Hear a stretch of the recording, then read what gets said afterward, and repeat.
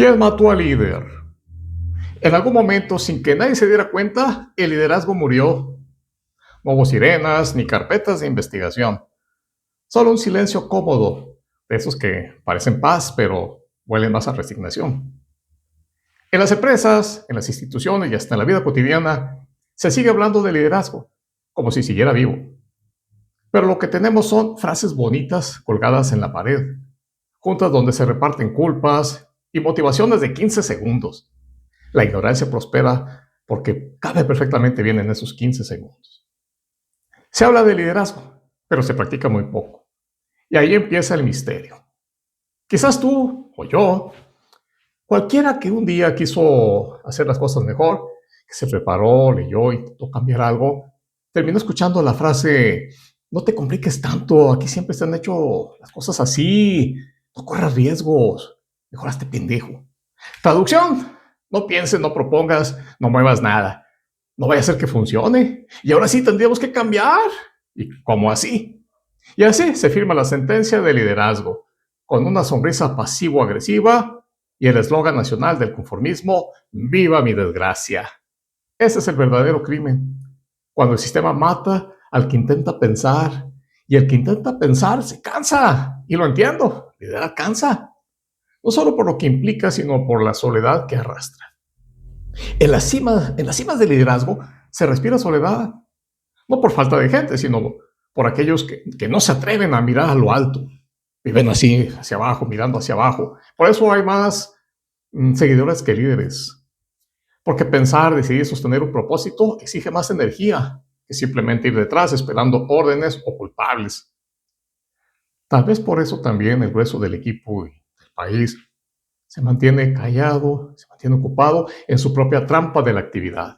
Correr todo el día sin moverse un centímetro hacia el propósito. La mediocridad mexicana se volvió el arte de sobrevivir. Vivimos el "viva mi desgracia", el eslogan no oficial de un país que aprendió a reírse del desastre, en lugar de corregirlo. Nos reímos de nuestra desgracia, pero no la transformamos. Celebramos la ocurrencia, pero tememos la conciencia. Y mientras tanto, el liderazgo se desangra, malherido, pero todavía sigue respirando. ¿Quién mató al líder? Podría decirte que fue el sistema, la política, los jefes mediocres, pero no sería del todo cierto. Lo matamos entre todos. Cada vez que renunciamos a pensar, cada vez que obedecemos sin cuestionar, cada vez que justificamos la mediocridad, disparamos otra bala contra el cuerpo de liderazgo. Y cuando ya no está, decimos como cuando muere alguien a quien ni veías: ay, era tan bueno y se nos fue. Ah, mexicano, lo mataste tú. Pero muerto sigue aquí. Llegó tarde, pero llegó. Con su frase clásica de justificación: tarde pero seguro. Se sienta en la sala de juntas, previa preparación de un café, por supuesto, revisa resultados mientras ve TikTok, juega pádel entre reuniones y trabaja en su laptop solo para llenar el siguiente reporte, todo mal hecho, lleno de inconsistencias y mentiras. Nomás para salir del paso. ¿Y cómo espera que alguien así inspire a su equipo si su equipo también está ocupado viendo Instagram? Eso no es liderazgo, es una tragicomedia corporativa, una caricatura de liderazgo que alguna vez tuvo alma. Ese espíritu indomable que llevamos en la sangre, que alguna vez levantó imperios y hoy apenas se atreve a levantar la voz. Pero todavía hay quien lo intenta. Y lo hace desde la soledad, desde la reflexión, esperando que en algún momento el eco de su esfuerzo regrese con un "estoy contigo". Esos son los verdaderos líderes, los que siguen andando aunque el resto se canse. Porque el liderazgo no se demuestra con aplausos, sino con presencia y propósito. El líder no es el que manda, es el que da el primer paso. Y ese paso a veces es solitario, incómodo, incluso doloroso. Pero es el paso que abre senda. Lo vimos en todos los grandes cambios. Primero camina uno y luego el resto entiende hacia dónde mirar. El liderazgo real comienza ahí, cuando el primero se atreve a cruzar el mar de la indecisión, de la incertidumbre. Y sí, lo vimos desde los tiempos más antiguos. Moisés. Vamos a hablar de Moisés, en ese relato bíblico del Éxodo. Moisés fue ese líder. 40 años se preparó antes de regresar a liberar a su pueblo. 40 años. Es el tiempo simbólico de maduración de un ser humano completo. La formación de líderes se conecta con el propósito, no se obtiene solo por quererlo. Para ser líder, transcurre tiempo, mucho tiempo, de desarrollo personal y profesional y con constancia. Entonces el liderazgo resucita. Dejar de capacitar, o mejor dicho, educar al líder, te obliga a mirar a lo que no quieres ver, que muchos líderes dejaron de aprender. Porque son bien chingones. Y ahí empieza el mareo. Apenas se suben a un pequeño ladrillo y ya pierden el equilibrio. Le sale el complejo, asoma el trauma y se confunde la autoridad con soberbia, el respeto con miedo y el liderazgo con espectáculo. El verdadero líder no se sube al ladrillo, lo usa como base para seguir construyendo. Moisés no fue un líder improvisado. No lo ungieron con motivación instantánea, de esas de 15 segundos, o de un offside allá campirando con fogata y sombrero. No, se formó en el desierto, en el silencio, en la prueba. En ese laboratorio donde los verdaderos líderes aprenden a pensar, a decidir y a escuchar. Y cuando el mar estaba cerrado, no pidió permiso, ni presupuesto, ni junta extraordinaria. Dio el paso y el mar se abrió. No antes del paso, sino durante el paso. El milagro fue la acción, o la espera. Eso es liderazgo. Avanzar con propósito, incluso con miedo, y despertar en otros el sentido de camino.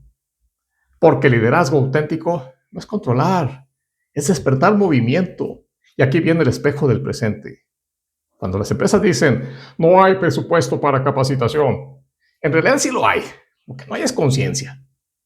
Seguir esperando a que haya oportunidad, pues para cuando haya chancita, para luego, hoy no es prioridad, hoy no vayan a la capacitación porque hay que estar apagando por ahí algún incendio, una crisis que apareció, otra más.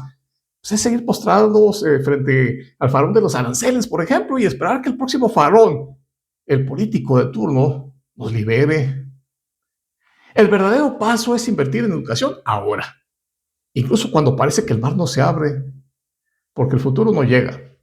El futuro se camina y ningún país, empresa o persona alcanza libertad sin primero haber cruzado su propio desierto. Una vez que cruzó el mar, hay que se cruzará el desierto, y la educación, la formación, la capacitación continua son los pasos de liderazgo moderno que México necesita. No hay milagros sin preparación, no hay libertad sin aprendizaje, no hay liderazgo sin camino. Así que si estás esperando que las cosas mejoren, que llegue el momento ideal, que aparezca por ahí alguien que te inspire, un Mesías, Salvador, déjame decirte algo. El momento es ahora y ese alguien eres tú. Porque el futuro no llega, se camina y no estás solo. Aquí en este espacio hablamos de liderazgo, sí, pero de que se vive desde la continuidad, la constancia, la voluntad y la disciplina. No del que se asume tener declarando culpables del fracaso y ofreciéndolos en sacrificio para justificar la inacción y volver a la trampa de la actividad, solo para seguir sintiendo ese efecto narcótico de una falsa ilusión de logro, de andar de aquí por allá. Yo soy Jorge Alejandro Flores, George, consultor y coach ontológico. Y aquí en cortito encontrarás ideas, herramientas y provocaciones para despertar la líder que ya eres.